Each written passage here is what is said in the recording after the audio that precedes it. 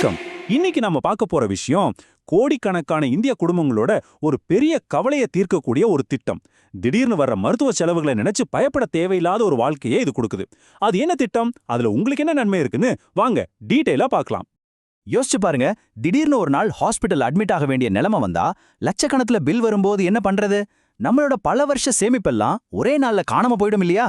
ஆனா இந்த எல்லா சிகிச்சையும் ஒரு பைசா செலவில்லாம முழுக்க முழுக்க இலவசமா கிடைச்சா எப்படி இருக்கும்? நம்ப முடியலையா? வாங்க பார்க்கலாம். அந்த கேள்விக்கான பதில்தான் இந்த ஆயுஷ்மான் பாரத் திட்டம். இத பிரதம மந்திரி ஜன் ஆரோக்கிய யோஜனா, அதாவது PMJAன்னு கூட சொல்வாங்க. இது உண்மையிலேயே கோடிக்கணக்கான மக்களுக்கு அரசாங்கம் விரிச்சிருக்கிற ஒரு மிகப்பெரிய சுகாதார பாதுகாப்பு வலைதாங்க. இன்னும் சிம்பிளா சொல்லணும்னா, ஒரு குடும்பம் பெரிய மருத்துவ செலவுனால கடன்காரங்க ஆகிடக்கூடாது, அவங்களோட பொருளாதாரம் பாதிக்கப்படக்கூடாதுங்கிற ஒரே நோக்கத்துக்காக நம்ம மத்திய அரசாங்கம் கொண்டு வந்த ஒரு சூப்பரான ஹெல்த் இன்சூரன்ஸ் ஸ்கீம் தான் இது. இப்போ இந்த திட்டத்தோட ஹைலைட்கே வரும். இதோட பெஸ்ட் பார்ட் என்ன தெரியுமா? இதுல தகுதி இருக்கிற குடும்பங்களுக்கு இந்த இன்சூரன்ஸ் முழுக்க முழுக்க இலவசம்.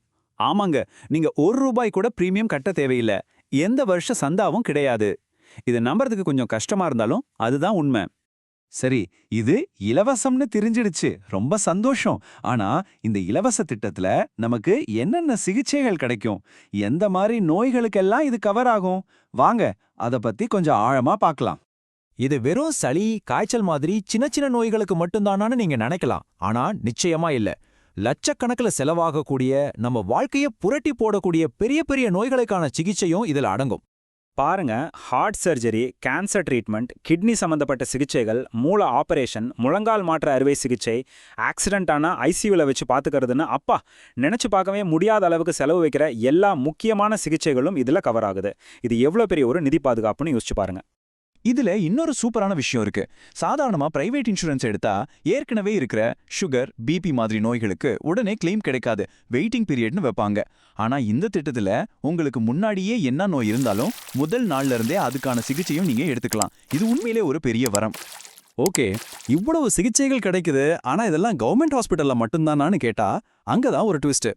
அரசு மருத்துவமனைகள்ல மட்டும் இல்ல, இந்த திட்டத்துல பதிவு செஞ்சிருக்கிற ஆயிரக்கணக்கான பிரைவேட் ஹாஸ்பிட்டல்கள்லயும் நீங்க ஒரு பைசா செலவில்லாம சிகிச்சை எடுத்துக்க முடியும்.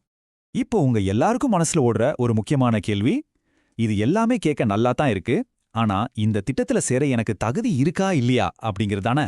வாங்க அந்த சந்தேகத்தையும் நாம இப்ப தீர்த்திடலாம். இந்த திட்டத்துக்கான தகுதியை எப்படி முடிவு பண்றாங்கன்னா, 2011ல நாடு முழுக்க ஒரு கணக்கெடுப்பு எடுத்தாங்க.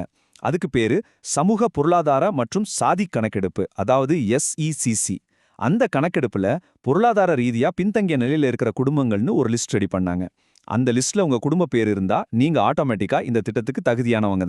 அந்த SEC 2011 லிஸ்ட்ல இருக்கிற குடும்பங்கள் மட்டும் இல்லாம, இப்போ புதுசா வந்திருக்கிற அறிவிப்பு படி 70 வயசுக்கு மேல இருக்கிற எல்லா சீனியர் சிட்டிசன்ஸையும் இந்த திட்டத்துல சேர்க்கறாங்க.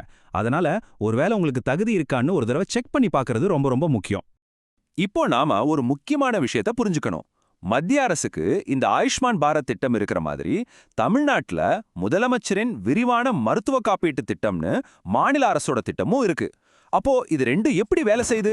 குழப்பமா இருக்கா? வாங்க தெளிவுபடுத்தலாம். பாருங்க, ஆயுஷ்மான் பாரத்ங்கிறது சென்ட்ரல் கவர்மெண்ட் திட்டம், முதலமைச்சரோட திட்டங்கிறது நம்ம ஸ்டேட் கவர்மெண்ட் திட்டம். தமிழ்நாட்டை பொறுத்த வரைக்கும் இந்த ரெண்டு திட்டத்தையும் இணைச்சு தான் செயல்படுத்துறாங்க. இதனால நமக்கு இன்னும் அதிக நன்மைகள் கிடைக்குது. அதனால நீங்க ஒரு திட்டத்துல தகுதியா இருந்தா பெரும்பாலும் இன்னொரு திட்டத்தோட பலன்களையும் பெற முடியும். சரி, இப்போ நாம ரொம்ப ஆவலா எதிர்பார்த்துட்டு இருந்த பகுதிக்கு வந்தாச்சு. எனக்கு தகுதி இருக்கான்னு எப்படி செக் பண்றது? இந்த ஆயுஷ்மான் பாரத் கார்டை எப்படி வாங்குறது? இதோ அதுக்கான ரொம்ப ரொம்ப சிம்பிளான 3 ஸ்டெப்ஸ். ஃபர்ஸ்ட், pmjj.gov.in கூகுள்ல டைப் பண்ணி அந்த கவர்மெண்ட் வெப்சைட்டுக்குள்ள போங்க. அங்க உங்க மொபைல் நம்பரை கொடுத்து ஆதார் கார்டு மாதிரி உங்களோட விவரங்களை கொடுத்து KYC முடிங்க. அவ்வளோதாங்க. அடுத்த நிமிஷமே உங்க பேர் இந்த லிஸ்ட்ல இருக்கா இல்லையான்னு நீங்களே ஈஸியா செக் பண்ணிக்கலாம்.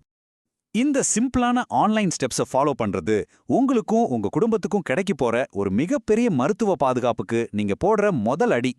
தயவு செஞ்சு இந்த வாய்ப்பை மிஸ் பண்ணிடாதீங்க.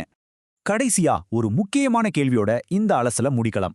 கோடிக்கணக்கான மக்களுக்கு தரமான மருத்துவ சிகிச்சையை இலவசமா கொடுக்கிற இந்த மாதிரி திட்டங்கள் இந்தியாவோட பொது சுகாதாரத்துறையே மாத்தி அமைக்கிற சக்தி படைச்சதா?